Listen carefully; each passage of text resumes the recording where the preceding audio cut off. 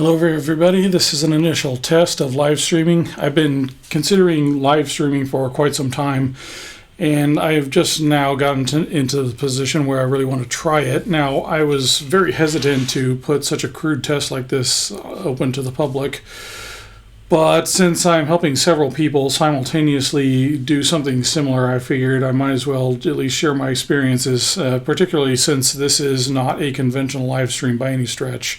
What I'm doing, I'm not using a webcam. I do not own a webcam or a USB capture device, and right now there's a huge shortage on both, so I can't really get either of those working on my system. But what I can do is hook up a FLIR Blackfly camera is what it is, which runs on USB. It's an industrial camera intended for product inspections, astrophotography, and things like that.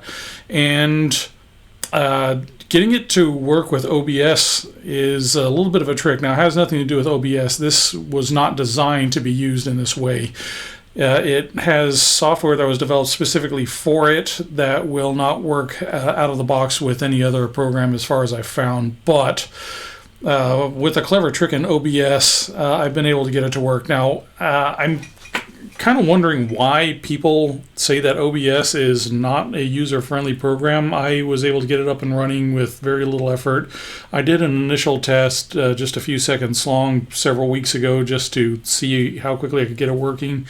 And it was really just a matter of minutes between downloading it, configuring it, and doing a live stream. Now, I'm using very dumbed down settings right now because my internet connection is extremely slow. I think that's being aggravated because of the coronavirus scare. Everybody's at home and streaming videos or whatever instead of being out there doing stuff. That said, the way this is working, I'm actually running the video from the camera through its purpose-built software, and I'm using OBS to highlight a window in the background to display the preview, which is an interesting workaround, and I'm actually kind of surprised that it worked as well as it did. But yeah, theoretically I could do 1920 by 1200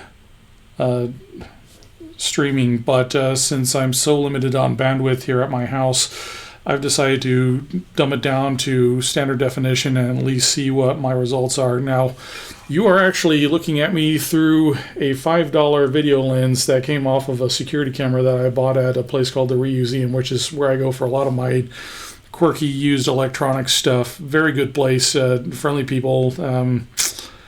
I've done numerous projects that have involved them in one point or another, either building an amplifier or repairing something, or I've even custom built electronic devices for clients using largely salvaged parts from there. And that's actually where I got this, the best cassette tape recorder I've ever owned. Probably can't, well, really can't see that in my messy studio, but it's a Nakamichi, and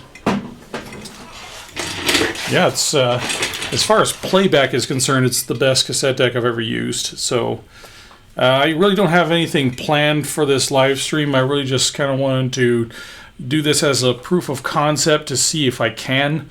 And if any of my regular viewers out there have the inclination, let me know if you want to see more actual live streams that are planned. I've been thinking about doing a live stream where I demonstrate setting up a basic mix on an analog console or something like that.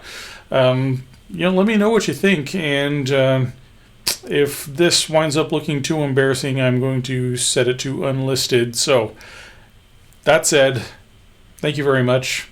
Have a good day.